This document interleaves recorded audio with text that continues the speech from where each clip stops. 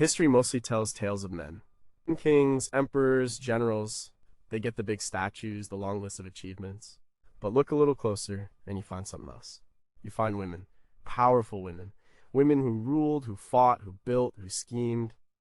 They were queens, yes, but often much more than just a king's wife. They were leaders in their own right.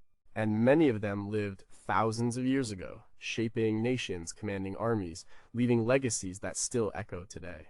Imagine running an empire, making laws, leading troops into battle, all while everyone around you expects a man to be in charge. Imagine the sheer will it took, the political savvy, the courage. These weren't just figureheads. They were forces of nature. Think about it. A woman in ancient Egypt declaring herself pharaoh, even wearing a false beard. The queen in the desert daring to defy the mighty Roman Empire. A Chinese empress, the only one in over 2 millennia who ruled with an iron fist. A Celtic warrior queen, fiery and furious, burning down Roman cities. These stories aren't just fascinating. They challenge everything we often assume about power and who gets to wield it. So, how much do we really know about these incredible women? How did they manage to seize and hold power in worlds designed by and for men? What did their reigns truly look like?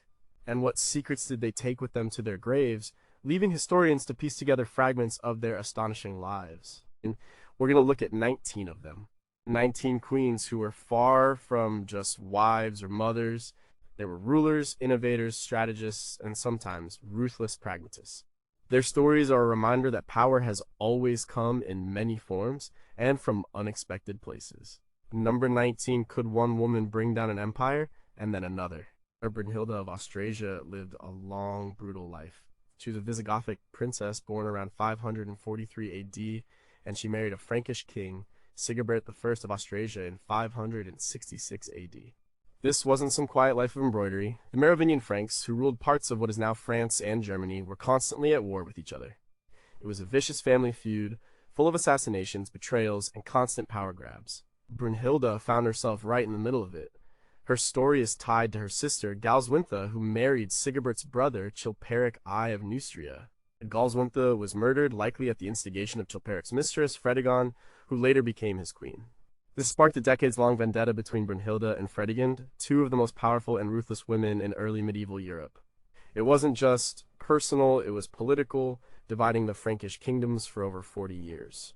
Brunhilde herself lost her husband Sigebert in 575 AD, assassinated by agents of Fredegonde and Chilperic.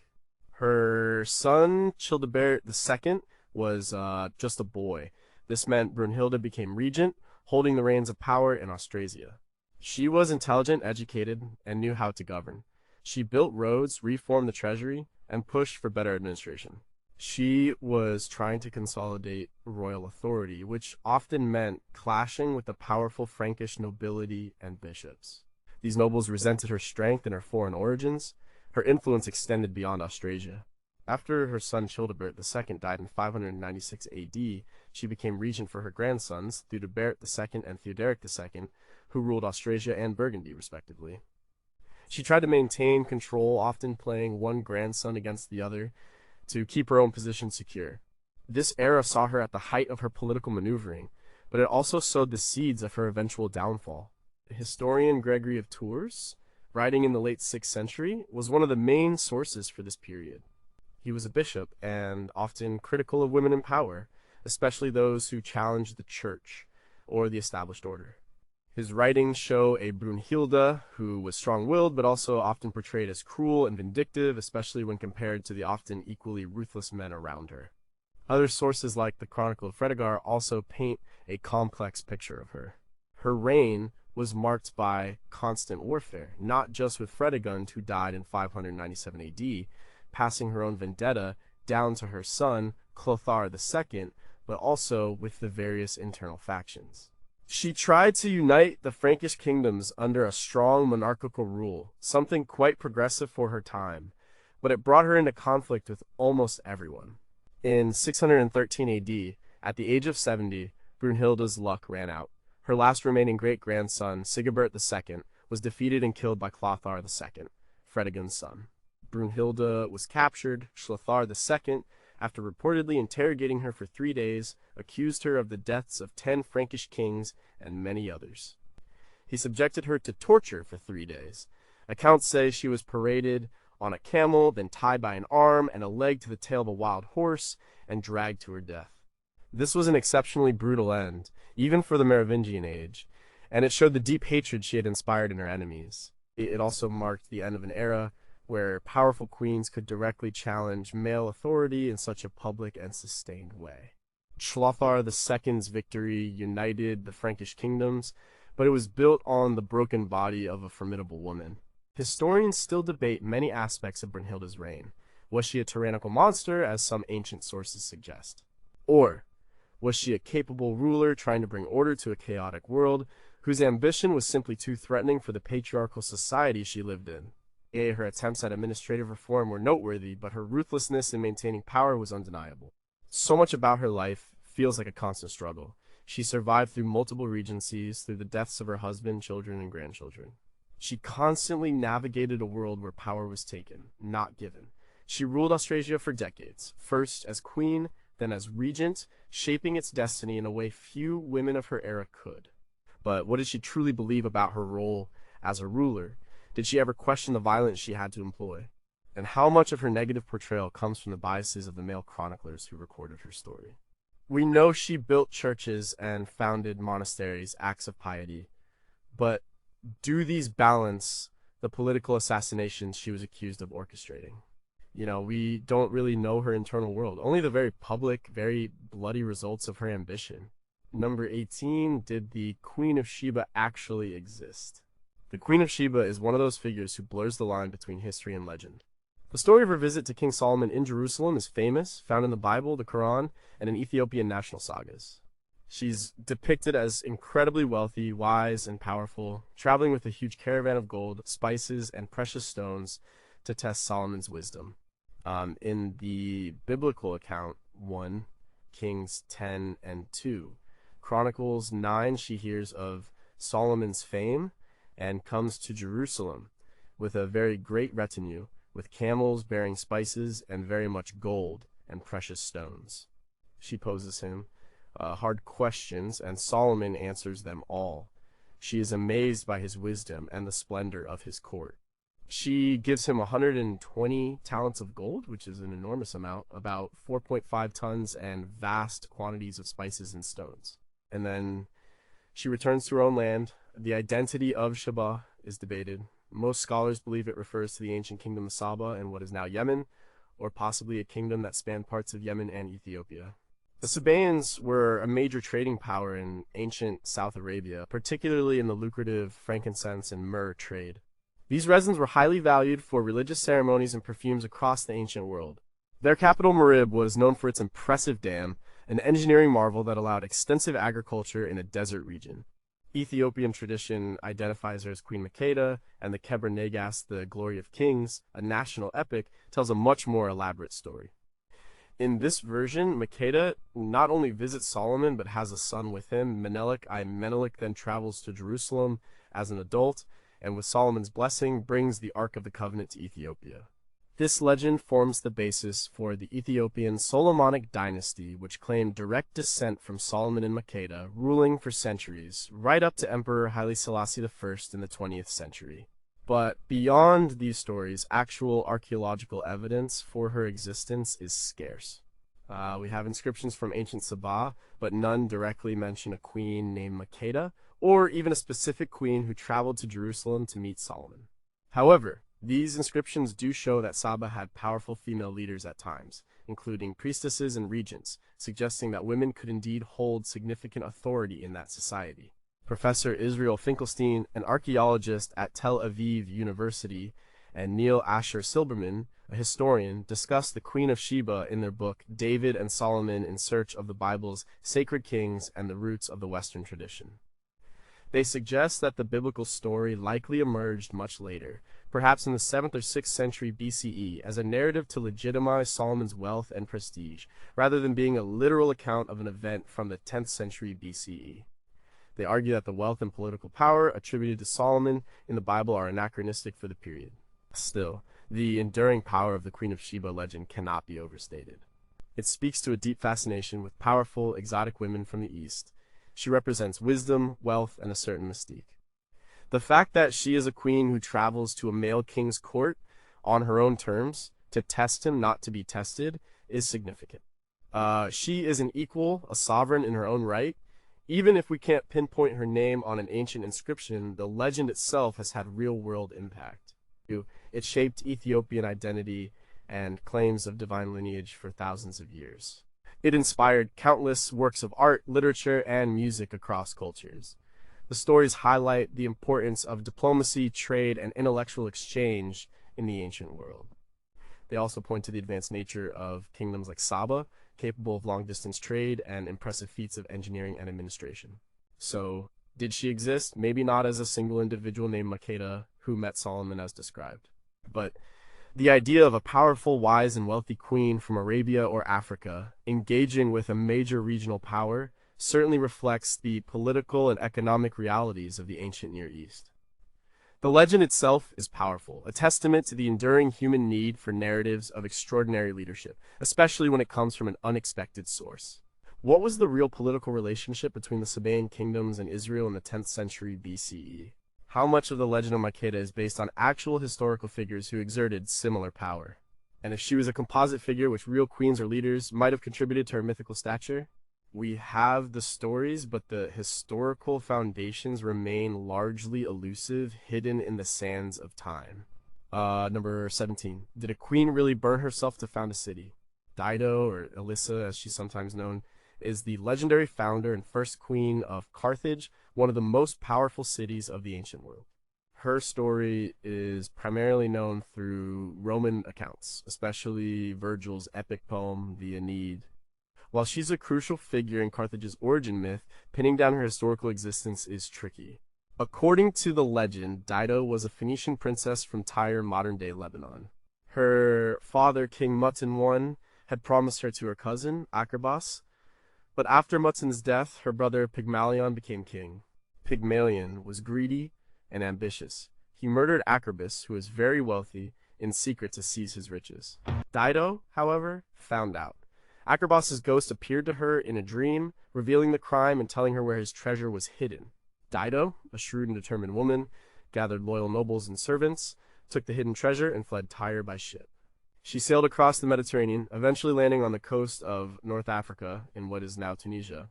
There, she sought land from the local chieftain, Iarbas. The legend says she asked for only as much land as could be covered by a single ox hide. Iarbas, amused by this modest request, agreed. But Dido, being clever, cut the ox hide into a single, very thin strip, which she then used to encircle a surprisingly large area of land. This area became the citadel of Carthage, known as Byrsa, which means ox hide in Greek. This story highlights her intelligence and resourcefulness. She founded Carthage around 814 BCE, according to traditional dating. The city quickly grew into a major maritime and trading power, famous for its navy and its vast commercial network across the Mediterranean. It eventually became Rome's greatest rival, leading to the Punic Wars. Virgil's Aeneid, written in the 1st century BCE, puts a tragic twist on Dido's story. In his version, the Trojan hero Aeneas, fleeing the fall of Troy, is shipwrecked in Carthage. Dido falls deeply in love with him, and they become lovers. But Aeneas is destined by the gods to found Rome in Italy. He eventually abandons Dido to fulfill his destiny. Devastated and heartbroken, Dido builds a funeral pyre, lights it, and stabs herself with Aeneas' sword. As she dies, she curses Aeneas and his descendants, foreshadowing the epic conflicts between Carthage and Rome. This dramatic, tragic love story became incredibly influential, shaping the image of Dido for centuries. But how much of this is true? The founding of Carthage by Phoenician settlers from Tyre is historically accepted. Archaeologists have found evidence of early Phoenician settlements in the area. The name Dido itself means beloved in Phoenician. While Virgil's romantic tragedy is a literary creation, it's likely based on earlier traditions or myths about the city's origins. Ancient Greek historians like Timaeus of Tauromenium, writing around 3rd century BCE, also mentioned Dido, although their accounts differ from Virgil's, especially regarding the love affair with Aeneas. Timaeus' version suggests Dido might have immolated herself to avoid marriage to a local chieftain, Iarbas, preserving her fidelity to her deceased husband. This version portrays her as a noble and pious queen, not a heartbroken lover. The story of the oxhide trick, for instance, is a classic foundation myth common in various cultures. It serves to explain the city's name or a geographical feature, and to give its founder a touch of cleverness. So, while a queen named Dido almost certainly played a foundational role in Carthage's origins, the precise details of her life and death are heavily layered with myth and literary invention. She represents the ingenuity and resilience of the Phoenician colonizers. Her story also reflects the Roman perspective, which sought to explain the deep animosity between Rome and Carthage through a primordial curse. What was Dido's real name, if not the Hellenized Dido or Phoenician Elissa? Did she truly perform the oxhide trick, or is that a purely mythological element? How much of the ancient accounts of her life are based on actual Phoenician oral traditions that predate Roman histories? And what specific archaeological evidence, if any, could one day confirm or deny the existence of a founding queen, beyond just the historical fact of Carthage's establishment? We know the city was real and powerful, but its legendary founder remains shrouded in myth, her true actions and motivations largely a mystery. Number 16, could a mother really control an emperor? Agrippina the Younger was one of the most powerful and manipulative women in Roman history. Born in 15 AD, she was the great-granddaughter of Emperor Augustus, daughter of Germanicus, a hugely popular general, sister of Emperor Caligula, niece and fourth wife of Emperor Claudius, and mother of Emperor Nero. Talk about family connections. Her life was a constant struggle for power and influence within the imperial court, a place notorious for its intrigue and danger. As Agrippina understood the game of power in Rome better than most, she saw how women, despite being excluded from official political roles, could exert immense influence through their connections, intelligence, and ruthlessness. Since she was ruthless, her early life was tumultuous. She was married young to Gnaeus Domitius Ahenobarbus, giving birth to her son, Lucius Domitius Ahenobarbus, who would later be known as Nero. She was exiled by her brother Caligula, but returned after his assassination in 41 AD.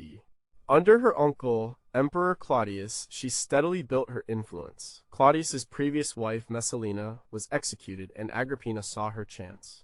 She was very beautiful and ambitious. She married Claudius in 49 AD, a move that was controversial because she was his niece. It required a special senatorial decree to allow the marriage. Once empress, Agrippina wasted no time. She used her position to promote her own son, Nero, over Claudius's natural son, Britannicus. She persuaded Claudius to adopt Nero and appoint him as his heir. She placed her allies in key positions.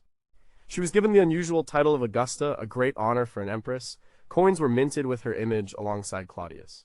She even sat next to Claudius on the imperial dais during official events, something unprecedented for a woman. Historian Tacitus, in his Annals, describes her as having manly ambition and an insatiable lust for power, which, in Roman terms, was both a compliment to her strength and a criticism of her stepping outside traditional gender roles. Many historians believe she was responsible for Claudius's death in 54 AD, poisoning him with mushrooms to ensure Nero's ascension before Britannicus could become a threat. After Nero became emperor at the age of 16, Agrippina expected to rule through him. And for a while she did. Nero's early reign was heavily influenced by his mother. She attended council meetings and actively participated in governance. She controlled access to the young emperor, vetted his decisions, and ensured her own power base remained strong. Seneca, Nero's tutor, and Burrus, the Praetorian prefect, initially worked with her. But Nero, as he grew older, began to resent his mother's overbearing control. He wanted to rule independently and indulge in his artistic and hedonistic desires. Agrippina tried to hold on to her power, even threatening to support Britannicus, who was then conveniently poisoned, perhaps by Nero himself, perhaps by Agrippina, or both. The power struggle became intense and public. Nero tried several times to kill her. First, he tried poison, but she was immune, having taken antidotes. Then, he designed a collapsible boat to drown her in the Bay of Naples. This attempt also failed. She swam to shore. Finally, in 59 AD, Nero ordered her execution. She faced her assassins with defiance, allegedly telling them to strike her womb, the source of such a monstrous son. This act of matricide shocked Rome and marked a dark turning point in Nero's reign. Agrippina's life shows how a woman, through sheer intellect, cunning, and family ties, could become a central figure in Roman imperial politics. She navigated a dangerous court, outmaneuvering rivals, even emperors, for decades. She pushed the boundaries of what was acceptable for a woman in power, leaving a lasting, albeit controversial, mark on history. Her ambition was undeniable and her methods were ruthless, but her ability to survive and thrive in such a cutthroat environment speaks volumes about her extraordinary capabilities. What were her true motivations beyond power? Did she genuinely believe her rule was best for Rome, or was it purely for personal gain? How much of the extreme negativity in historical accounts, like those of Tacitus and Suetonius, is a reflection of actual events, and how much is colored by Roman societal discomfort with a woman wielding such open political might? And what was her relationship with Claudius really like behind closed doors, away from the public maneuvering? We know her actions, but her inner thoughts remain forever out of reach. Number 15. Could a Scythian queen really defeat the mightiest king? Tomyris was a Scythian queen who ruled in the 6th century BCE. The Scythians were a nomadic pastoral people of Central Asia, known for their fierce warrior culture, skilled horsemanship, and exceptional archery. They roamed the vast steppes, and their reputation as formidable fighters was well known throughout the ancient world. Tomyris, in this context, wasn't just, a queen. She was a warrior queen leading her people in battle. Her story is primarily preserved by the Greek historian Herodotus, often called the father of history, in his histories. Herodotus wrote around the 5th century BCE, a century or so after the events he describes. He recounts her confrontation with Cyrus the Great, the founder of the Achaemenid Persian Empire, one of the largest empires the world had ever seen. Cyrus was a conqueror, famous for expanding his empire rapidly. He had already defeated the Medes, the Lydians, and conquered Babylon. He seemed unstoppable. According to Herodotus, Cyrus set his sights on the Massagetae, a Scythian tribe ruled by Tomyris, who lived beyond the Aras River, likely the Haxartes or Sirdaria in Central Asia. Cyrus initially tried to take Tomyris by cunning. He proposed marriage to her, but Tomyris, seeing through his ruse to acquire her kingdom, rejected him. She knew he wanted her land, not her hand. Cyrus then launched a military campaign. Tomyris sent him a message, warning him to be content with his own empire and leave her people in peace. She even offered to meet him in a fair fight, suggesting they could engage in battle a 3 days' march into her territory. This shows her confidence and defiance. Cyrus, however, chose deception. He set a trap. He left a portion of his army, along with a feast of food and wine, in a camp that he pretended to abandon. The Massagetae vanguard, led by Tomyris' son Spargapises, discovered the abandoned camp. Not used to wine, the Scythians typically drank fermented mare's milk. They drank themselves into a stupor. While they were incapacitated, Cyrus's main force attacked, slaughtering many and capturing Spargapises. When Tomyris learned of this, she was furious. She sent another message to Cyrus condemning his deceitful tactics and demanding he release her son. She warned him, "Give me back my son, and leave the country unpunished, for all your bravado in outwitting a third part of my army. If you will not do as I say, I swear by the sun, the lord of the Massagetae, that bloodthirsty as you are, I will give you your fill of blood." Spargapises, in his shame, committed suicide once he sobered up. This only intensified Tomyris' resolve for revenge. She gathered all her forces and engaged Cyrus in a massive and brutal battle. Herodotus describes it as the fiercest battle between non-Greeks ever fought. It was a long, drawn-out fight with, both sides refusing to yield. Eventually, the Massagetae prevailed. In this battle, Cyrus the Great himself was killed. This is a shocking claim, as other Persian sources don't mention this, and later, Roman historians often say he died of natural causes or in a different campaign. But Herodotus states it plainly. He says that after the Massagetae victory, Tomyris ordered Cyrus's body to be found. When it was brought to her, she filled a wineskin with human blood and plunged Cyrus's head into it, fulfilling her oath, "I warned you that I would give you your fill of blood, and so I will." This story, whether entirely factual or partly legendary, paints a vivid picture of a formidable queen who was not afraid to challenge the greatest military power of her time. It highlights the ferocity of the Scythian warriors and the strategic mind of their leader. Tomyris stands as a symbol of resistance against imperial expansion, a woman who avenged her son and protected her people's independence. Herodotus' account is unique in portraying Cyrus's death in battle against a queen. This narrative choice might have been meant to emphasize the unpredictable nature of war, or perhaps to offer a cautionary tale about overreach. Regardless, Tomyris' story has resonated through history, making her a legendary figure of female strength and vengeance.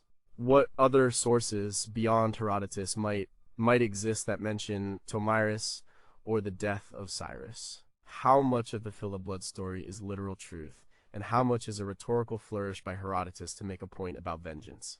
Were there other powerful Scythian queens whose stories were lost to history? We rely heavily on a single, somewhat distant Greek source, leaving many gaps in our understanding of this truly epic confrontation and the powerful queen at its heart. Number 14. Was there really a queen who founded 1,000 cities? Semiramis is another one of those figures who exists more in the realm of legend than concrete history. She's a legendary queen of Assyria and Babylonia, credited with incredible feats of building, conquest, and governance. Her story's been told and retold by Greek and Roman writers, making her a powerful symbol of female ambition and achievement, even if much of it is probably fictional. The main source for her legend comes from Diodorus Siculus, a Greek historian writing in the 1st century BCE who based his account on earlier Greek writers like Ctesias, a Greek physician who lived in the Persian court in the 5th century BCE. These accounts are often highly embellished and don't always align with archaeological or contemporary Assyrian records. According to Diodorus, Semiramis had a miraculous birth. She was the daughter of the fish goddess Derceto, abandoned at birth and raised by doves, then found and adopted by a shepherd. She grew into a woman of extraordinary beauty and intelligence. She married Onus, a general of King Ninus of Assyria. During a siege, she devised a brilliant strategy to capture a heavily fortified city, impressing King Ninus so much that he took her as his wife. After Ninus' death, Semiramis ascended to the throne, ruling either as regent for her young son Ninus or in her own right. This is where the legends really take off. She is credited with founding the city of Babylon, building its famous walls, the Hanging Gardens, one of the 7 wonders of the ancient world, though modern archaeology attributes these to Nebuchadnezzar II and the Esagila Temple, where she supposedly built magnificent palaces, laid out parks, and even engineered vast irrigation systems and tunnels under the Euphrates River. She was said to have carved a massive inscription into a mountain, claiming her greatness for all time. But her ambition wasn't limited to building. She was also a conqueror. She supposedly led military campaigns into Egypt, Ethiopia, and even India, expanding the Assyrian Empire to an unprecedented size. She was often depicted as dressing like a man when leading her armies, highlighting her masculine leadership qualities in a time when women were not expected to command. Diodorus describes her as a woman of manly spirit and extraordinary foresight. The legends also paint her as a ruthless ruler. She supposedly put to death any man who questioned her authority or dared to oppose her. Eventually, she was either killed by her own son, Ninus, or she ascended to the heavens as a dove.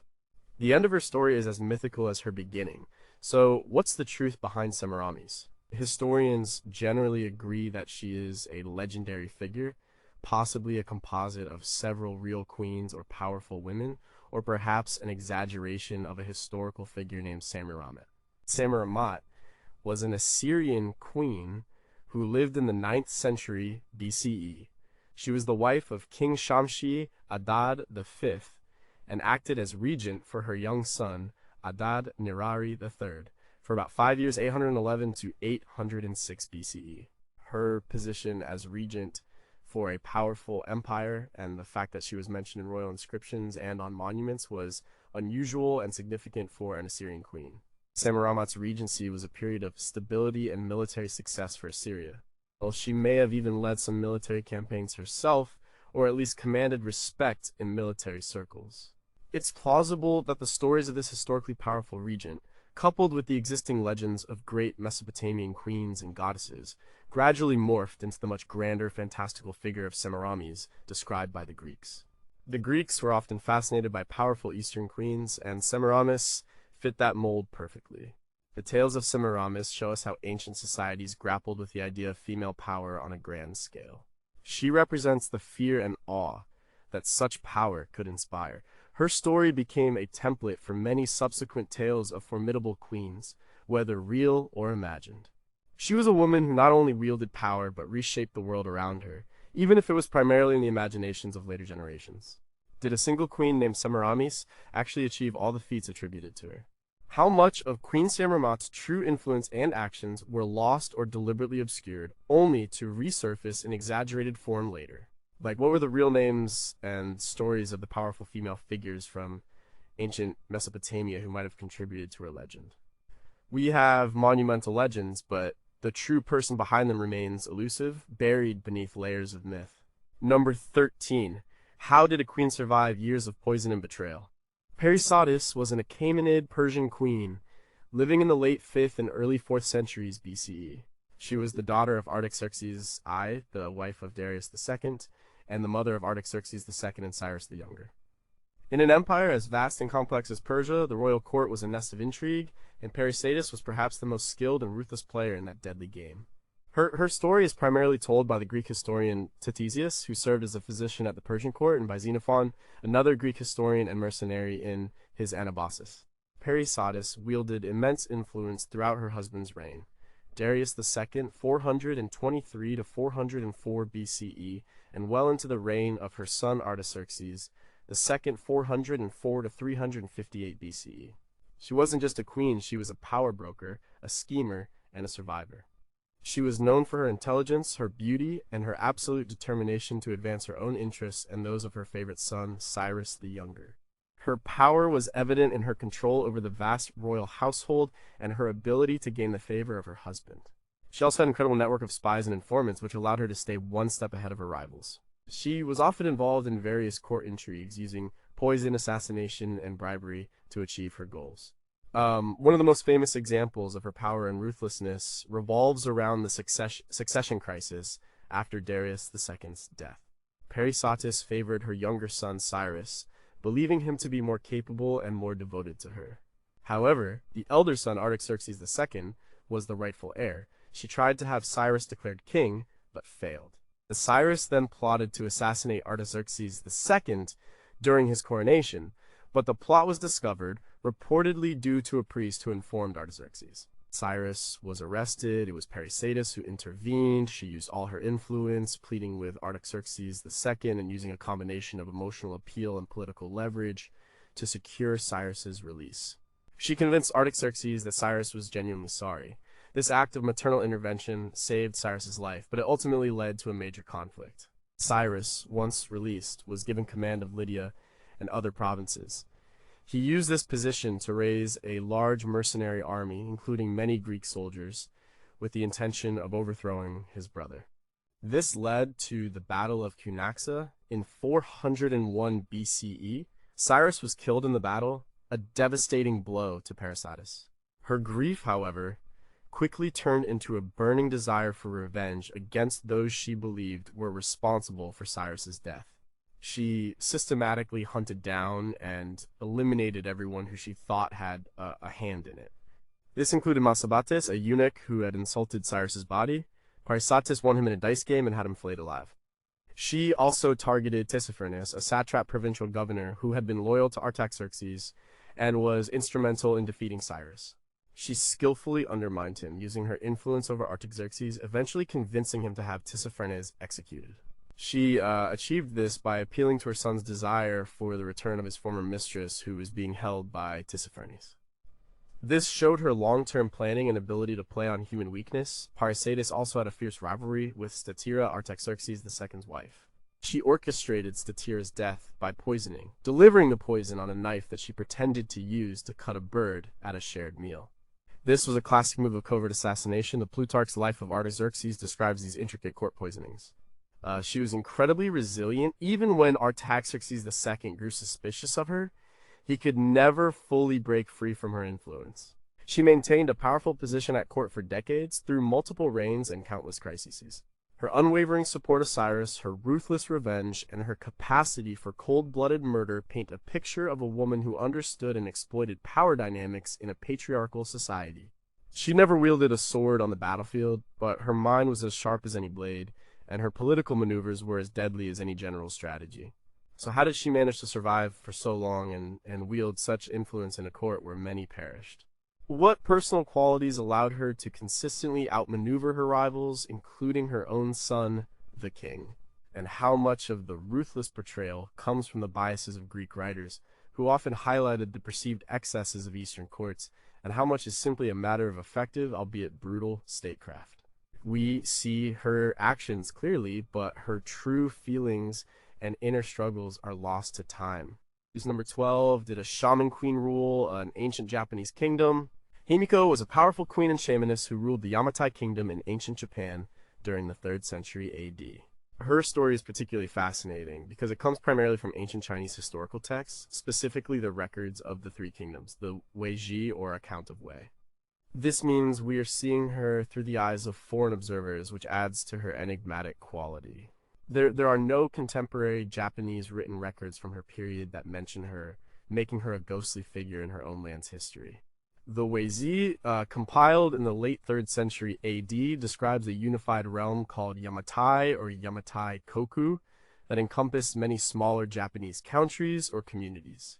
Himiko, meaning Sun Princess, or Daughter of the Sun, became queen around 189 to 190 AD after a period of great internal strife and warfare among these communities. The text states that the people had been at war for many years, and they agreed to enthrone a woman as their ruler. This suggests she was chosen as a unifying figure, perhaps because of her perceived spiritual authority.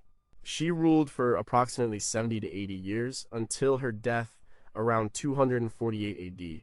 During her reign, the Weiji notes that she was unmarried and had a younger brother who assisted her in ruling the country. She had few people who saw her, and she was served by 1,000 female attendants, but only one man. This man, described as her messenger, entered and left her palace to provide her with food and drink and to relay messages. This isolation suggests her role as a spiritual figure, almost a recluse, whose power was derived from her connection to the divine. The Chinese records emphasize her shamanistic role. They describe her as devoted to magic and sorcery, bewitching the populace. Her authority seems to have been rooted in her spiritual power, which was then translated into political control. This combination of spiritual and temporal authority was common in many early societies. Himiko actively engaged in diplomacy with the Wei dynasty in China. In 238 AD, she sent a tributary mission to the Wei court requesting imperial recognition and protection. The Wei emperor granted her the title Queen of all friendly to Wei and bestowed upon her a gold seal with a purple ribbon, mirrors, and other gifts. This diplomatic exchange was significant. It provided Himiko with external legitimation, strengthening her position among the various communities in Japan. It also provided the Chinese with an understanding of the political landscape of the distant Wa Japan. After Himiko's death, the Weiji reports a period of instability. A king was enthroned, but the people would not obey him, leading to more conflict. And then another queen, a young relative of Himiko named Io or Toyo, just 13 years old, was chosen. She also sent an embassy to Wei, suggesting a continued reliance on this external validation and the enduring power of Himiko's lineage. The exact location of Yamatai Koku is one of the biggest mysteries surrounding Himiko. Japanese archaeologists and historians have debated for centuries whether it was located in northern Kyushu, the southern island, or in the Kinai region, central Honshu, near modern Nara and Kyoto, where later Japanese imperial power emerged. This debate is deeply tied to Japanese national identity and the origins of the imperial line. Its archaeological discoveries of large burial mounds, kofun, bronze mirrors, some possibly from China, and other artifacts are constantly being evaluated for clues, but no definitive Yamatai site has been found. Himiko's story, despite its hazy details, represents a rare glimpse into the early political organization of Japan and the role of female leaders during a formative period. Her reign suggests a society that, at least for a time, valued spiritual authority and matriarchal leadership to bring peace and stability. What was the true nature of her magic and sorcery? Was it a genuine spiritual connection or a carefully constructed facade of power? Where exactly was Yamatai Koku located, and what would that tell us about the origins of the Japanese state? And how much of her story was deliberately omitted or altered by later Japanese historians who sought to establish a purely male-dominated imperial lineage? Himiko remains a powerful, almost ghost-like figure, a queen whose influence stretched across her islands and even to a distant empire, yet whose true self remains largely hidden. Number 11. Could a concubine become the only woman emperor? Wu Zetian, who lived from 624 to 705 AD, is arguably the most extraordinary female ruler in Chinese history. She was the only woman to ever rule China as emperor in her own right, holding the title for 15 years, 690 to 705 AD, and effectively wielding supreme power for much longer. Her rise from a low-ranking concubine to the pinnacle of power is a testament to her ruthless ambition, exceptional intelligence, and political genius. She entered the imperial court as a concubine of Emperor Taizong, one of the greatest emperors of the Tang dynasty. After his death, she, like other childless concubines, was sent to a Buddhist nunnery. But her story didn't end there. Emperor Gaozong, Taizong's son and successor, had been captivated by Wu while she was still a concubine. He brought her back to the palace, initially as a concubine of a lower rank. From this humble position, Wu Zetian began her ascent. She was incredibly clever, charming, and ruthless. She systematically eliminated her rivals in the harem, including Empress Wang and consort Shao, allegedly even murdering her own infant daughter to frame the empress. These acts, though debated by historians, highlight the cutthroat nature of court politics. By 655 AD, she had replaced Empress Wang and became Empress Consort. As Empress Consort, she was no ordinary wife.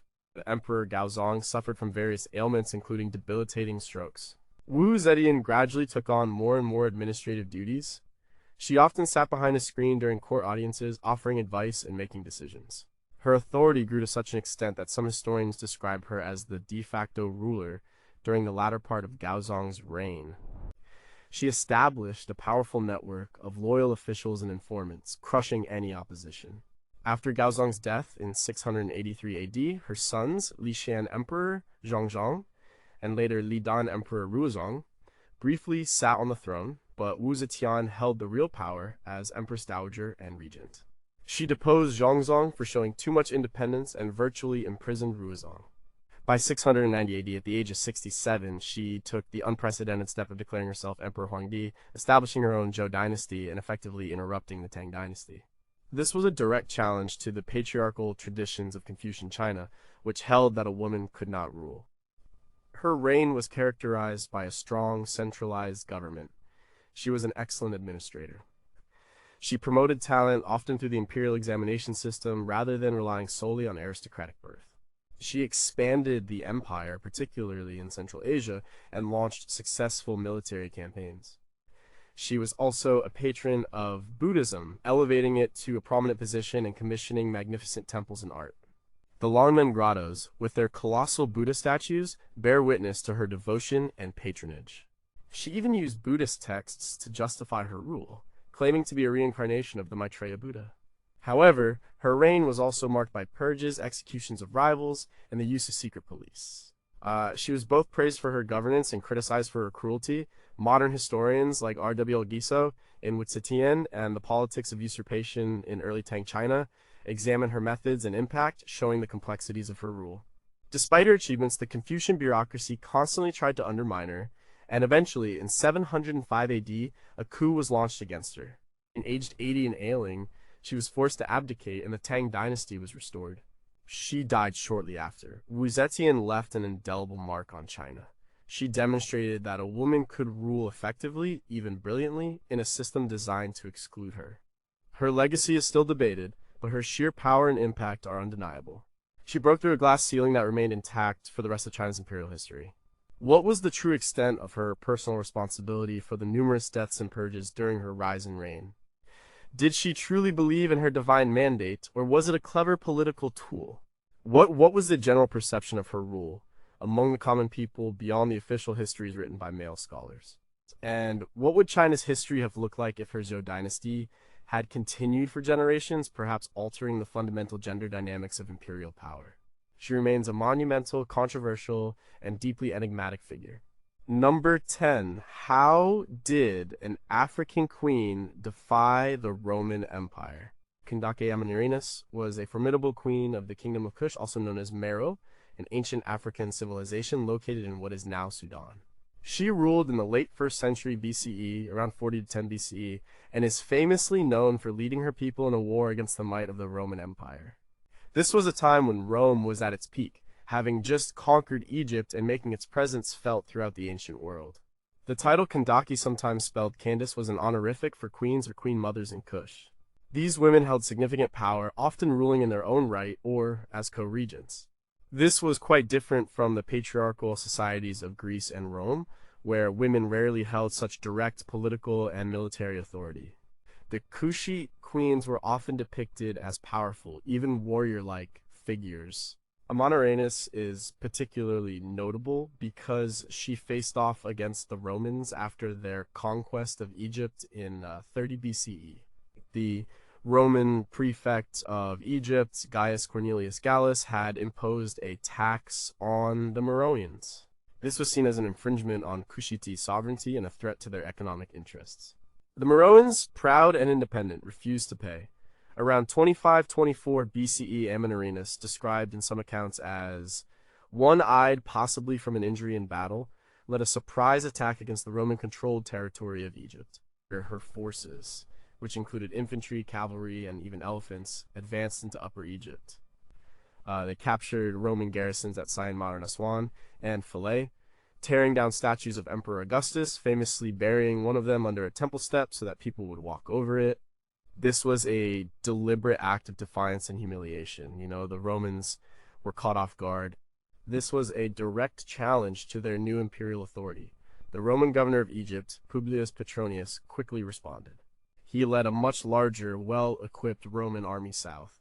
Petronius describes the Kushite forces as numerous but poorly equipped. The Romans easily defeated Amanirenas' army, pushing them back into Kushite territory. Petronius pursued them deep into Kush, capturing the cities of Selches, and then Napata, the ancient Kushite capital, around 22 BCE. He destroyed Napata and its temples. He brought back immense plunder and thousands of prisoners. Amanirenas, however, did not surrender. She continued to fight, leading a guerrilla war in the desert, rallying her people and launching counterattacks. Her resilience forced Petronius to reconsider. The Roman legions found campaigning in the hot, arid desert challenging, and the Meroians were proving to be unexpectedly tenacious. But Petronius, despite his victories, realized that a full conquest of Kush would be costly and difficult to maintain. He eventually withdrew, leaving a garrison at the strategic outpost of Kasser-Ibrim. Amanirenas then initiated peace negotiations. Around 2120 BCE, a Meroian delegation was sent to Samos, where Emperor Augustus was at the time. The negotiations were protracted, but eventually a peace treaty was signed. The terms of the treaty were remarkably favorable to Kush. The Romans agreed to withdraw their troops from Kasser-Ibrim, return the territory they had captured, excluding the northernmost parts, and formally abolish the tribute. In return, the Kushites recognized Roman authority in Egypt and agreed to a friendly border. This was a significant achievement for Amanirenas, forcing the mightiest empire on earth to negotiate peace on relatively equal terms. The Greek geographer Strabo, who recounts this war in his geography, mentions Amanirenas and her resilience. His account gives us a rare glimpse into the powerful female rulers of Kush. The Kushite kingdom continued to thrive as an independent power for several more centuries, partly due to Amanirenas' successful resistance. She not only defended her kingdom, but secured its long-term independence in the face of Roman expansion. She stands as a symbol of African defiance against imperial power. What was the true extent of her military strategy? Was she a gifted general, or simply a tenacious leader who inspired her people? How did she, a woman, garner such authority and command over her army in a battle against Rome, an empire that largely relegated women to the domestic sphere? And what are the Kushite accounts of this war, which might offer a different perspective than the Roman and Greek ones? We have the Roman narrative of conquest, but the Meroian side of the story, especially Amanirenas' personal motivations, remains largely unrecorded. Number 9. What did the wife of a Spartan king really do? Gorgo of Sparta, queen of Sparta, lived in the late 6th and early 5th centuries BCE. She was the daughter of King Cleomenes I, the wife of King Leonidas, the famous for his stand at Thermopylae, and mother of King Pleistarchus. Unlike many queens whose power came from direct rule or regency, Gorgo's influence was more subtle but no less significant, deeply embedded in the unique culture of Sparta. Sparta was a highly militaristic society where men were trained for war from a young age. Women, too, had a distinct and powerful role, albeit different from other Greek city-states. Spartan women were known for their physical training, their education, and their sharp intellect. They managed the estates while men were away at war, and they were renowned for their independence and forthrightness. Gorgo epitomized these qualities. Our main source for Gorgo is the Greek historian Herodotus, who admired the Spartans, and later Plutarch, who wrote about Spartan women in his Sayings of Spartan Women and Life of Lycurgus. These sources highlight her wisdom and keen political insight. One of the most famous anecdotes involving Gorgo showcases her shrewdness. Before the Persian Wars, when Gorgo was still a young girl, Herodotus says about 8 or 9 years old, Aristagoras of Miletus came to Sparta seeking help against the Persians. He tried to bribe King Cleomenes. Cleomenes initially seemed swayed. It was Gorgo who intervened, saying to her father, "Father, the stranger will corrupt you if you do not leave now." Her father heeded her advice and sent Aristagoras away. This story, whether entirely true or embellished, illustrates that even as a child, she had a reputation for wisdom and understanding of human nature. Another well-known story involves a message sent to Sparta before the Battle of Thermopylae in 480 BCE. The Spartan exile Demaratus, then at the Persian court, wanted to warn the Spartans of Xerxes' impending invasion. He couldn't send an open message because it would be intercepted, so he took a wooden writing tablet, scraped off the wax, wrote the warning on the bare wood, then covered it with fresh wax. When the tablet arrived in Sparta, no one could figure out the secret message. It was Gorgo who, according to Herodotus, guessed and told the others to scrape off the wax, which they did, and found the message on the bare wood. This active insight was crucial in alerting the Spartans to the impending invasion, allowing them to prepare for the monumental stand at Thermopylae. Her most famous quote, however, relates to the Spartan ethos. A woman from Attica, Athens, once commented to Gorgo, "You Spartan women are the only ones who rule your men." Gorgo famously replied, "Yes, because we are the only ones who give birth to men." This statement perfectly encapsulates the Spartan woman's pride, their sense of their own importance in raising warriors, and their unique position of respect and influence within their society. They ruled by shaping the men who ruled. Gorgo was also queen during the Battle of Thermopylae, where her husband Leonidas and 300 Spartans made their legendary last stand. She would have been responsible for managing the city and maintaining morale during this incredibly tense and tragic period. Spartan women were expected to be stoic and to encourage their men to fight bravely. Her position would have made her a figure of immense strength and resolve for the Spartan people. While Gorgo didn't command armies or issue decrees in the way an Egyptian pharaoh or a Chinese empress might, her power was derived from her intellect, her influence within the royal family, and her embodiment of Spartan values. She was a counselor, a shrewd observer, and a symbol of Spartan strength. She lived in a society that valued women for their mental and physical prowess, allowing them a level of freedom and respect unusual in the ancient world. What was her daily life like as Queen of Sparta? How much direct political advice did she offer Leonidas beyond the famous anecdotes? And what were her feelings during the momentous events of the Persian Wars, particularly the news from Thermopylae, even though Spartan women were expected to be stoic?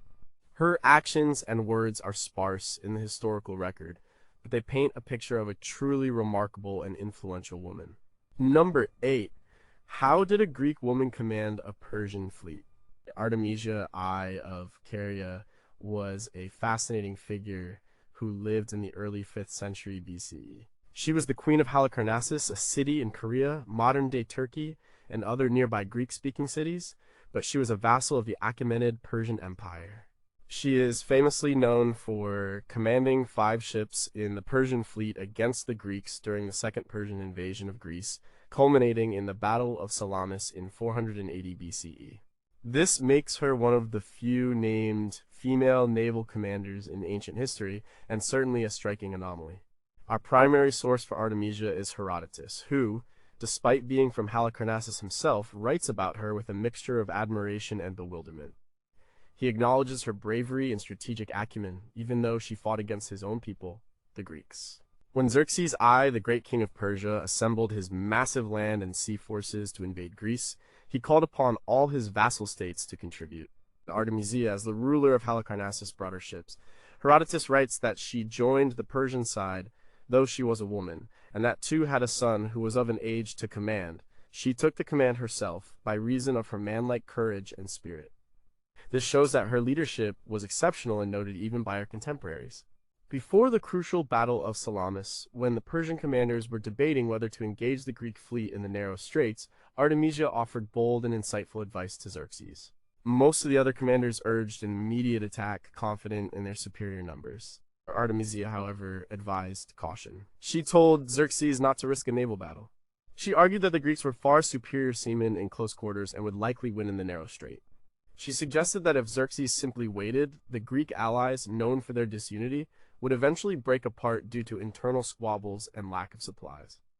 She believed that a land victory would be sufficient. Herodotus records her words to Xerxes tell the king to spare his ships and not fight a sea battle. For the men of the Greeks are as far superior to your men in naval matters as women are to men. She was essentially saying, our men are to the Greeks as women are to men in fighting at sea. It was a blunt assessment highlighting the skill gap. She added, if you do not hurry to fight at sea, but keep your ships here, or even advance into the Peloponnese by land, then king, you will achieve what you want without risk. The Greeks will not be able to hold out against you for long. Xerxes, however, was persuaded by the more aggressive advice of his other commanders and ignored Artemisia's counsel. The Battle of Salamis was a decisive Greek victory, where the smaller, more agile Greek fleet outmaneuvered and destroyed a large part of the Persian navy in the narrow confines of the strait, just as Artemisia had predicted. During the battle, Artemisia fought bravely. At one point, her ship was pursued by an Athenian trireme. To escape, she deliberately rammed another Persian, or allied ship, whose crew was from Kalinda. The Athenian commander, thinking she was a Greek ship attacking a Persian one, broke off the pursuit.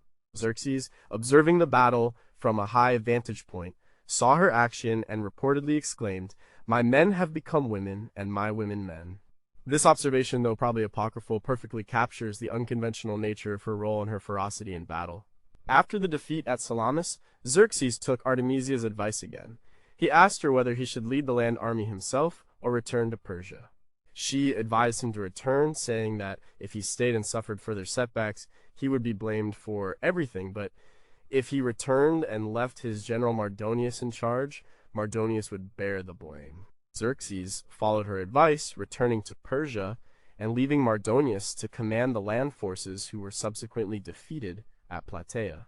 Artemisia's story is remarkable because it shows a woman not just participating in war, but excelling in it, offering superior strategic advice and earning the respect and sometimes fear of powerful men, even those on the opposing side. She challenged gender expectations and proved her competence in a male-dominated arena.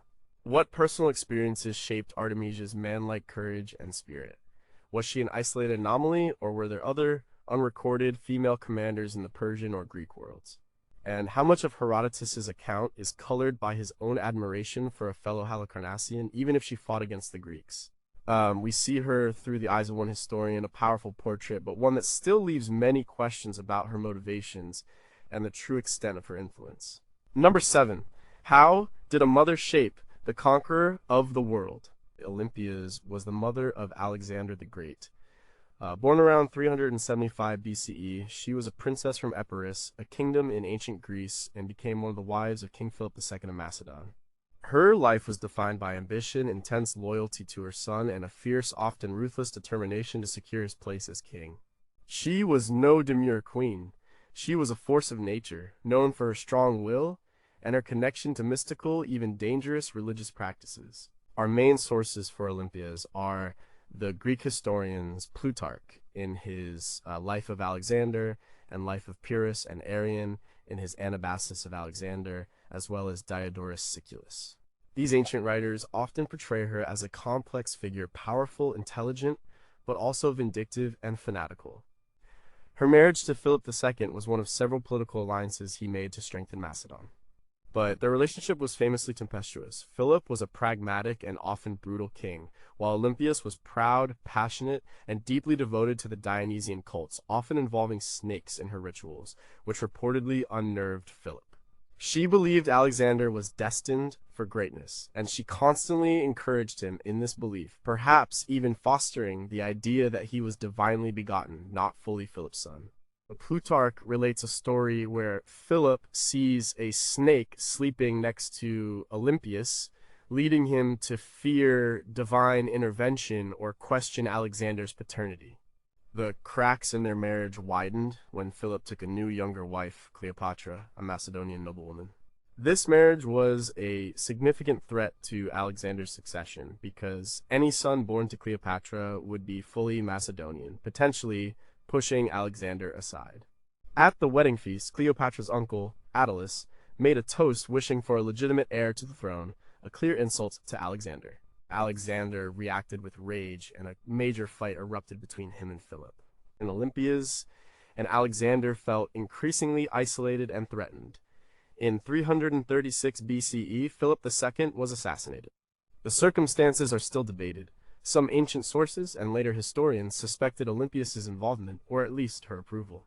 She certainly benefited from his death, as it cleared the way for Alexander to immediately ascend to the throne. She reportedly showed no grief and even honored the assassin Pausanias' memory.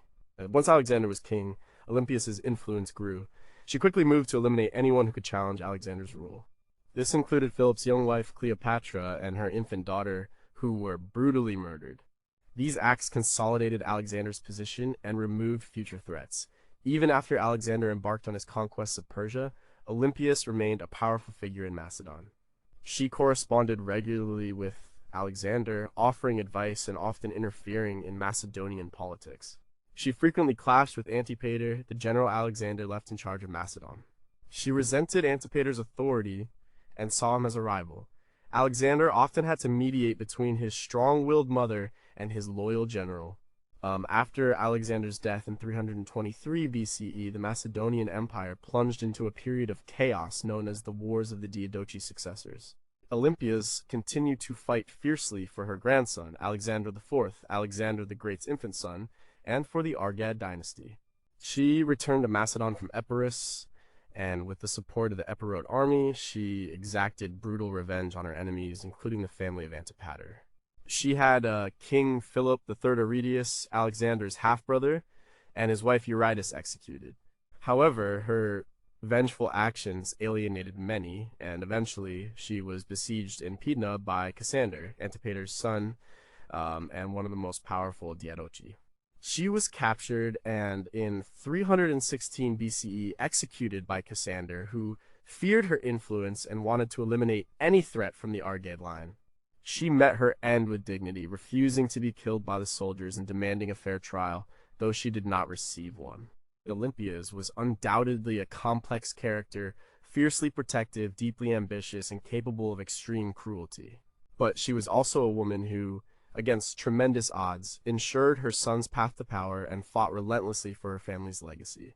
Her influence on Alexander's upbringing, his belief in his own divine destiny, and his relationship with his mother all played a part in shaping the man who would conquer much of the known world. How much of her vindictive nature was a necessary survival strategy in the cutthroat politics of the Macedonian court? Did she truly believe in the divine portent she fostered for Alexander, or was it a calculated political move? And what was her relationship with Alexander really like? Was it pure maternal love, or was there an element of her own ambition wrapped up in his success? Her story is one of a mother's extraordinary love and power, but also one of its darkest excesses. Number 6, could a chieftain's wife lead a savage rebellion against Rome? Boudica, or Boadicea, she's sometimes known, was a queen of the Iceni tribe in ancient Britain. She lived in the 1st century AD, and her name means victory in Celtic. She is famous for leading a massive rebellion against the Roman occupation of Britain in 60 to 61 AD, a revolt that nearly drove the Romans out of the island. Her story is one of fierce resistance, vengeance, and a burning desire for freedom. Our primary historical sources for Boudica are the Roman historians Tacitus in his Annals and Agricola and Cassius Dio in his Roman history. Both were writing decades after the events, and their accounts are naturally from a Roman perspective, portraying her as a barbarian queen. However, they both acknowledge her formidable leadership and the serious threat she posed to Roman rule. The Iceni were a Celtic tribe living in what is now Norfolk, England. Their client king, Prasutagus, tried to secure his kingdom's independence after his death by making the Roman emperor co-heir with his 2 daughters. He hoped this would appease Rome and protect his family and people, but when Prasutagus died in 60 AD, the Romans disregarded his will. They annexed his kingdom, confiscated the property of the Iceni nobility, and subjected the tribe to brutal treatment. Tacitus records the indignities. His kingdom was plundered by centurions, his household by slaves, as if they were prizes of war. He also reports that Boudica herself was publicly flogged, and her 2 daughters were raped.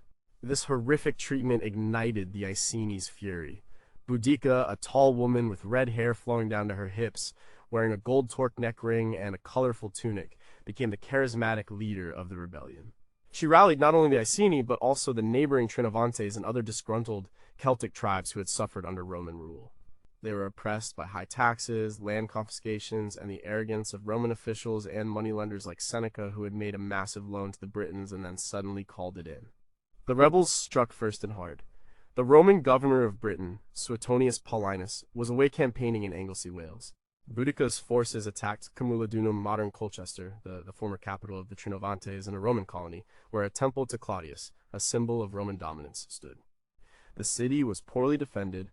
The rebels utterly destroyed it, slaughtering the Roman inhabitants and burning it to the ground.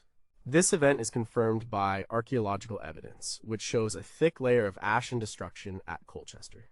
Next, they marched on Londinium, London, a thriving Roman trading settlement. The Roman governor Paulinus, realizing he could not defend it, abandoned the city. Boudica's army entered Londinium and subjected it to the same fate as Camulodunum, burning it and killing thousands. Archaeological excavations in London have also revealed a distinctive Boudican destruction layer, a thick red ash layer dating to this period, filled with burned timber and Roman artifacts, attesting to the scale of the devastation. Verulamium St. Albans was the 3rd major Roman town to be sacked and burned. It's estimated that between 70,000 and 80,000 Romans and pro-Roman Britons were killed in these attacks. Boudica's rebellion was not just a minor uprising, it was a near catastrophe for the Romans, causing Emperor Nero to consider withdrawing from Britain altogether. Finally, Paulinus gathered his legions, around 10,000 men, and faced Boudica's vastly larger, but less disciplined, army in a decisive battle at an unknown location, possibly in the Midlands. Tacitus describes Boudica riding in her chariot, addressing her troops, inspiring them with calls for vengeance and freedom. She told them they were fighting for liberty, while the Romans were fighting for greed. Despite their numbers, the Celtic forces were no match for Roman military discipline and tactics.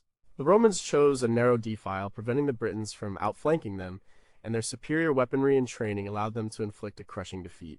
Thousands of Britons were slaughtered. The fate of Boudica herself is debated, and Tacitus says she poisoned herself to avoid capture. Cassius Dio claims she fell ill and died, and was given a lavish burial. Either way, her rebellion was crushed, but her legacy as a symbol of resistance against tyranny endured. Boudica's story resonates because it's a raw tale of defiance. A woman, humiliated and wronged, rose up and led her people in a fight for their very existence against the most powerful empire of her time. She represents the fierce spirit of the Celtic Britons and the cost of Roman conquest. What was the true extent of her influence among the various British tribes? How did she, as a woman, assume such a prominent leadership role in a society where tribal leadership was often male? And what were the direct consequences of her rebellion for the ordinary Britons who survived beyond the Roman historical narratives? We have a clear picture of her fierce defiance, but the details of her life and the broader societal context that allowed her to lead remain somewhat shadowy. Number 5. Could a desert queen really challenge Rome? Zenobia was the queen of Palmyra, a wealthy oasis city in the Syrian desert, and she lived in the 3rd century AD. This was a period of crisis for the Roman Empire, known as the Crisis of the 3rd Century, marked by constant civil wars, barbarian invasions, and economic instability. Zenobia, with her intelligence, ambition, and military prowess, saw an opportunity to carve out her own empire. She famously defied Rome, creating an independent realm that stretched across the Roman East. Our main sources for Zenobia are various Roman histories, including the Historia Augusta, a collection of Roman imperial biographies, though often unreliable, the works of Zosimus, and fragments from other ancient writers. These accounts, mostly written by her Roman adversaries, depict her as incredibly intelligent, multilingual, speaking Greek, Latin, Aramaic, and Coptic, beautiful and charismatic. They also note her masculine pursuits, such as hunting on horseback and leading her troops in battle, dressed in a helmet and armor. Palmyra itself was a unique city. It was a semi-independent Roman client state, strategically located on the major trade routes between the Roman Empire and the East Persia, India, China. Its prosperity came from taxing and facilitating this trade, and its citizens were a blend of Aramean, Arab, and Roman cultures. Palmyra provided valuable military assistance to Rome, especially in controlling the desert frontiers and protecting against the Sasanian Persian Empire. Zenobia was the wife of Odenathus, the king of Palmyra. Odenathus had been instrumental in defending the Roman East against Persian invasions, earning the title corrector Totius Orientis, governor of all the East from the Roman Emperor Gallienus. He was a loyal ally, but one with increasing power. In 267 AD, Odenathus was assassinated along with his eldest son. The circumstances are unclear, but Zenobia quickly moved to secure her position. With her young son, Vabilathus, as nominal ruler, Zenobia became regent and the true power behind the Palmyrene throne. She was not content to simply maintain the status quo. She saw Rome's weakness as her chance to expand.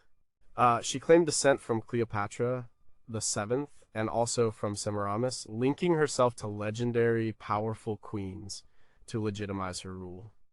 Between 269 and 271 AD, Zenobia launched a series of stunning military campaigns. Her armies, led by her general Zabdus, conquered Roman provinces in Syria, Egypt, Anatolia, Asia Minor, and even parts of Arabia and Mesopotamia. She declared herself Empress Augusta and her son Emperor Augustus, effectively creating an independent Palmyrene empire that challenged Rome's control over its wealthy eastern provinces. His coins were minted with her image. This was an audacious move, unthinkable just decades earlier. Her goal seemed to be to establish Palmyra as the dominant power in the east, perhaps even to replace Rome as the regional hegemon. She cultivated an image of a cultured but fierce warrior queen, balancing Greek learning with desert toughness.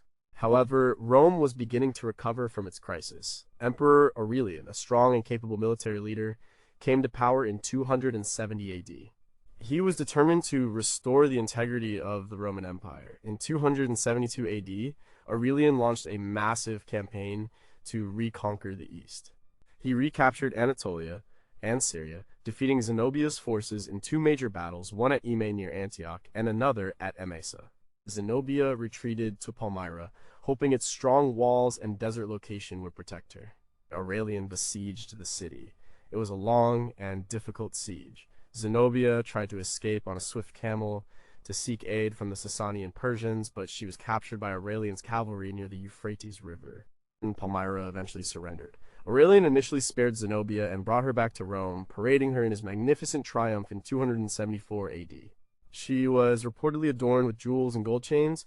Her exact fate after the triumph is debated. Some sources say she was beheaded, others that she was allowed to retire to a villa near Tivoli and lived out her days there, marrying a Roman senator. The latter seems more likely for an emperor like Aurelian, who might have wanted to show clemency to such a formidable opponent. Zenobia's story is remarkable because she, a woman from a desert oasis, dared to challenge the might of Rome at its most vulnerable. She built an empire, commanded armies, and projected an image of power and intellect that captivated and confounded her enemies. She stands as a testament to female leadership and ambition, even in the most tumultuous of times. What were her true motivations for defying Rome? Was it purely for personal ambition, or did she genuinely seek to create a new stable empire in the East? How did her subjects, particularly the diverse populations of her conquered territories, view her rule? And if she had faced a weaker Roman emperor, could her Palmyrene empire have endured and reshaped the geopolitical landscape of the ancient world? Her daring rise and dramatic fall still leave many unanswered questions about this extraordinary desert queen. Number 4, did she truly fall for Rome's greatest leaders? Cleopatra, the seventh Philopator, the last active pharaoh of ancient Egypt, is arguably the most famous and enigmatic queen of all time. Born in 69 BCE, she ruled for 21 years, from 51 to 30 BCE. Her story is deeply intertwined with the titanic struggles of the Roman Republic and the rise of its most powerful figures, Julius Caesar and Mark Antony. Her legend has been shaped by Roman propaganda, Shakespearean tragedy, and Hollywood glamour, but beneath the layers of myth was a fiercely intelligent, politically astute, and multilingual ruler who fought desperately to preserve her kingdom and her dynasty. Our primary sources for Cleopatra are Roman historians like Plutarch in his Lives of Antony and Caesar, Cassius Dio, and Appian. These writers, being Roman, often portrayed her as a seductive, manipulative, oriental temptress who corrupted great Roman men. This portrayal served Roman political interests, justifying their conquest of Egypt. Cleopatra was a member of the Ptolemaic dynasty, a line of Greek-speaking Macedonian rulers who had governed Egypt for nearly 300 years since the time of Alexander the Great. She was the first of her dynasty to learn Egyptian, embracing the culture of her people, which endeared her to them. She was also highly educated, reportedly fluent in 9 languages, including Greek, Latin, Hebrew, Aramaic, and various African and Eastern tongues. She was a brilliant conversationalist, a skilled diplomat, and a shrewd politician. Plutarch, though critical, admits she possessed an irresistible charm and a fascinating way of speaking, and that her presence was captivating. Her reign began in 51 BCE, co-ruling with her younger brother Ptolemy XIII. The Ptolemaic court was a snake pit of sibling rivalries and power struggles, and Cleopatra was forced into exile by Ptolemy XIII's advisors in 48 BCE. This was when Julius Caesar arrived in Egypt, pursuing his rival Pompey. Cleopatra saw an opportunity. Famously, she had herself smuggled into Caesar's palace, perhaps rolled up in a carpet, Plutarch's account, to meet him. She immediately charmed the Roman general. She became his mistress and bore him a son, Caesarion, meaning Little Caesar. With Caesar's help, she defeated her brother's forces, and Ptolemy XIII drowned in the Nile. Cleopatra was restored to her throne, now ruling with another younger brother, Ptolemy XIV, whom she later had poisoned. Her alliance with Caesar secured Egypt's independence for a time and greatly enhanced her power. After Caesar's assassination in 44 BCE, Rome again plunged into civil war. Cleopatra shrewdly aligned herself with Mark Antony, one of the triumvirs who controlled the Roman world. Their relationship was not just romantic, it was a powerful political alliance. Antony needed Egypt's immense wealth and grain supply to fund his armies and campaigns against the Parthians. Cleopatra needed Roman protection for her kingdom and hoped to expand her influence. And they had 3 children together. Antony's devotion to Cleopatra and his perceived orientalization by Roman critics became a major propaganda weapon for Octavian, later Emperor Augustus, Antony's rival. Octavian portrayed Antony as weak, enslaved by a foreign queen, and betraying Roman values. The final conflict between Octavian and Antony Cleopatra culminated in the Battle of Actium in 31 BCE, a naval battle where Antony and Cleopatra's forces were decisively defeated. They retreated to Egypt, where Octavian pursued them. Faced with inevitable defeat, Antony committed suicide. Cleopatra, not wanting to be paraded in Octavian's triumph in Rome, also took her own life in 30 BCE, traditionally by allowing an asp to bite her. With her death, Egypt became a Roman province, marking the end of the Ptolemaic dynasty and the last remnant of Hellenistic kingdoms. Cleopatra's ultimate goal was always to preserve her dynasty and Egypt's independence. She used her charm, intellect, and political skill to navigate the treacherous waters of Roman power politics. She was not just a beautiful woman, she was a brilliant ruler who understood that her country's fate depended on skillful diplomacy and strategic alliances with the most powerful men of her era. She lived in a time when female rulers were rare in the Western world, yet she dominated the political stage alongside giants like Caesar and Antony. What were her true feelings towards Caesar and Antony? Was it genuine love, or entirely a calculated political strategy, or perhaps a complex mix of both? How much of her legendary beauty was real, and how much was propaganda or later romantic embellishment? And if she had won at Actium, or if Caesar had lived, what would the course of world history have looked like, with a powerful, independent Egypt potentially at the heart of the Roman sphere of influence? Her ultimate motives and true character, beyond the Roman narratives, remain tantalizingly just out of reach. Number 3, how did the first female pharaoh hide in history? Sobekneferu holds a unique place in history. She was the first confirmed female pharaoh of Egypt, ruling at the very end of the 12th dynasty, around 1806 to 1802 BCE.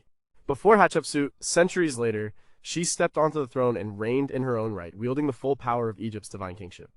Her brief but significant reign provides a rare glimpse into a time when a woman could officially take on the most powerful title in the land. Our knowledge of Sobekneferu is limited, primarily coming from king lists, such as the Turin Canon and the Karnak King list, and a few scattered archaeological finds. This scarcity of information is part of her enigmatic appeal.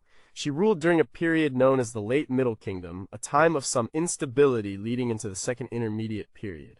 Sobekneferu was the daughter of Pharaoh Amenemhat III, one of the most powerful rulers of the 12th dynasty. Her brother, Amenemhat IV, inherited the throne after their father, but he seems to have had a short and possibly troubled reign. When Amenemhat IV died without a male heir, the royal line faced a crisis. It was then that Sobekneferu ascended to the throne. This was highly unusual as the pharaonic succession was typically patrilineal. However, a strong female figure was sometimes allowed to rule if the royal bloodline was threatened. She reigned for approximately 3 years and 10 months. During this short period, she adopted the full pharaonic titulary, including masculine titles like King of Upper and Lower Egypt and Son of Ra. This was a deliberate assertion of her legitimacy and authority as a monarch, not merely a queen regent. Sculptures and reliefs from her time show her in traditional pharaonic dress, often blending feminine and masculine elements. Some depictions show her wearing the royal kilt and false beard, symbols of male kingship, similar to Hatshepsut centuries later. Other statues depict her in more feminine attire, but still with royal regalia. This mixing of imagery suggests a careful negotiation of her unique position. Evidence of her building projects is scarce, but she is known to have contributed to the mortuary complex of Amenemhat III at Hawara, specifically constructing a labyrinthine structure and possibly completing her father's pyramid. She also appears to have built at Heracleopolis Magna, an important religious center. Her name, Sobekneferu, means the beauty of Sobek, honoring the crocodile god Sobek, who was particularly revered in the Fayum region, where the 12th dynasty often focused its attention. A few fragments of statues and inscriptions attest to her reign. One notable piece is a headless statue from the British Museum depicting her in a tight-fitting robe with a woman's body, but wearing the distinctive Nimes headdress, a symbol of pharaonic power. Another discovery, a cylinder seal, shows her name and titles, further confirming her status as a legitimate pharaoh. Her reign seems to have been one of consolidating the dynasty's power and maintaining stability.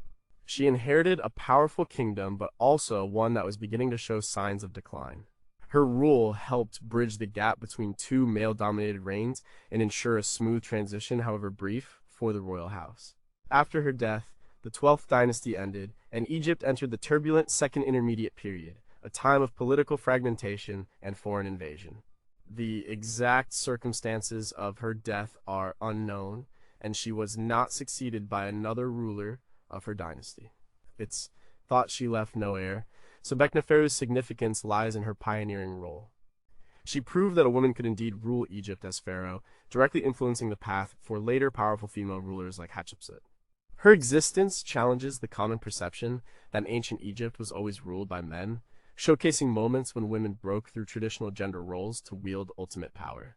Despite the limited records, her very existence as the first confirmed female pharaoh makes her a monumental figure in Egyptian history. Why are there so few surviving records of her reign compared to other pharaohs? Did she face significant opposition from conservative elements of society who resisted female rule?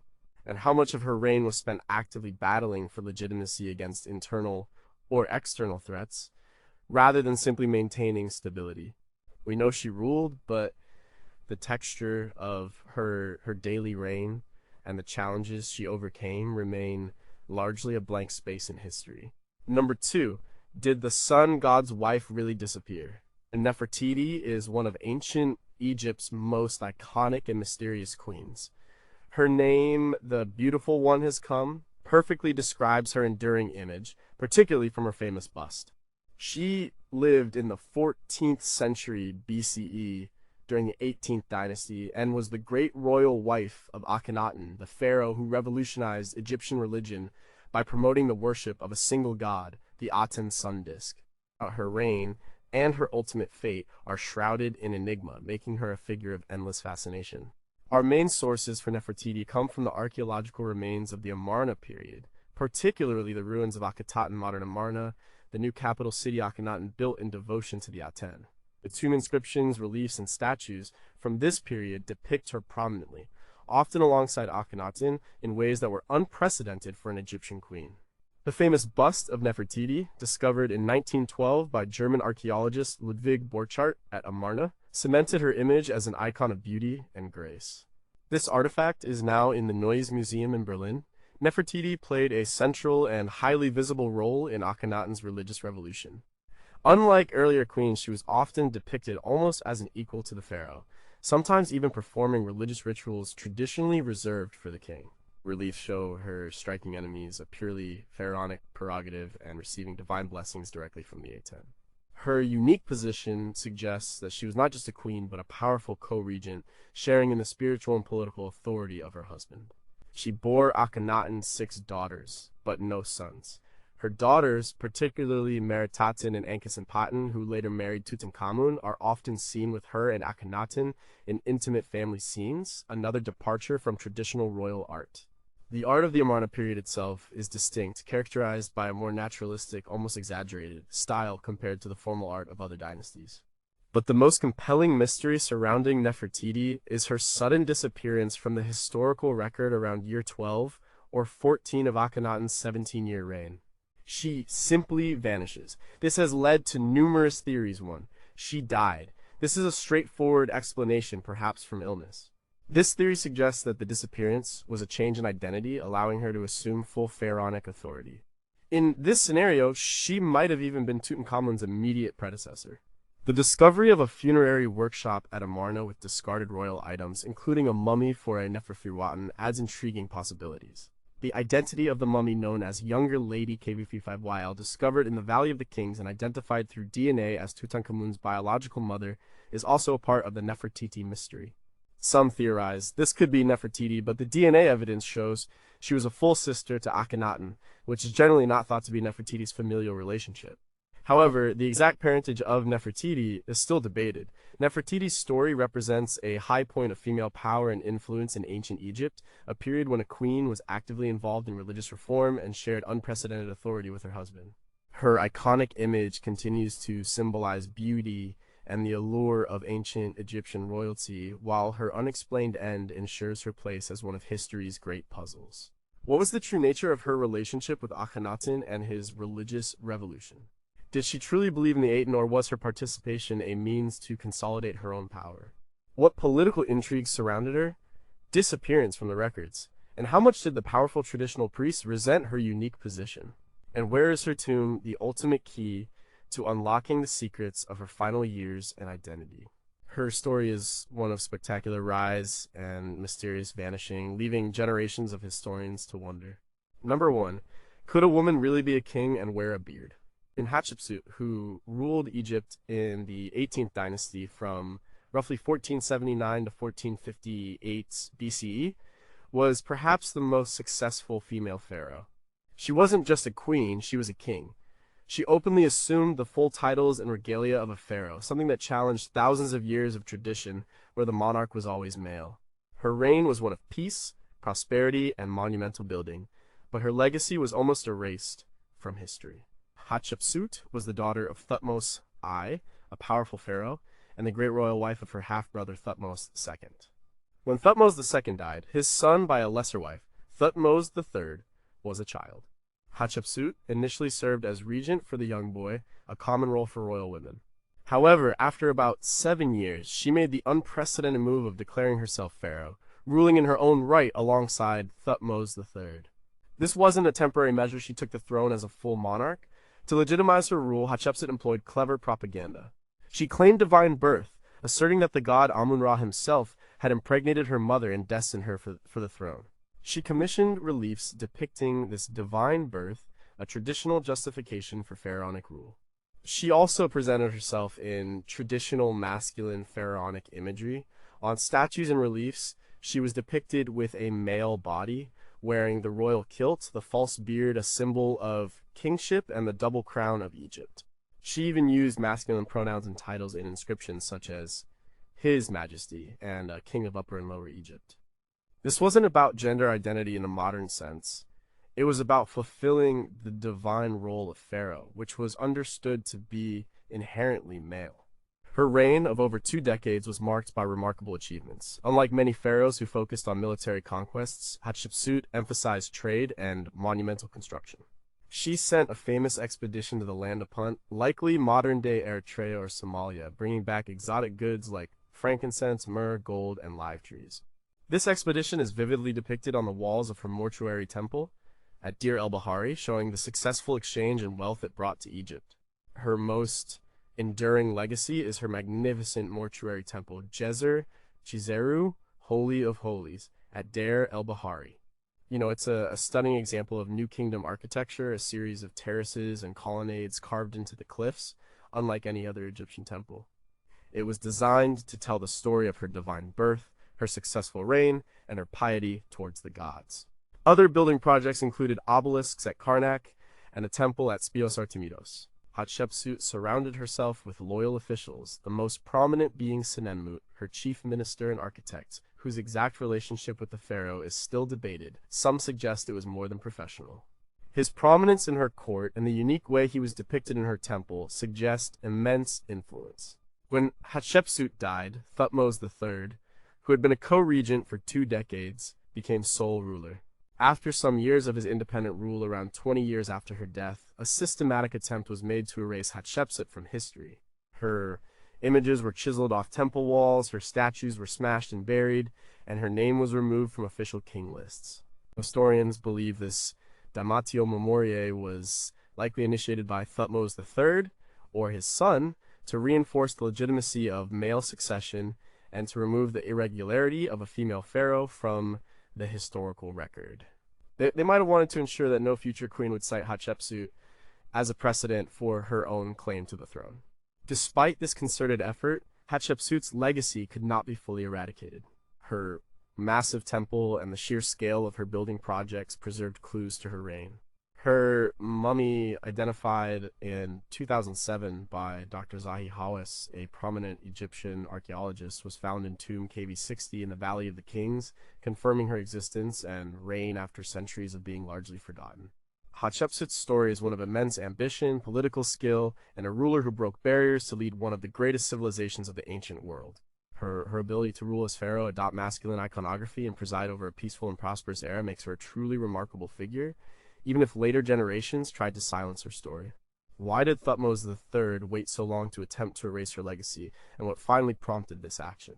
What were the reactions of the Egyptian people and the powerful priesthood to her unprecedented female rule? Did she face any military threats during her reign, and how did she manage to maintain such a long period of peace? Her erasure from history makes her motivations and the full picture of her rule incredibly difficult to piece together, leaving her as one of Egypt's most mysterious and compelling pharaohs.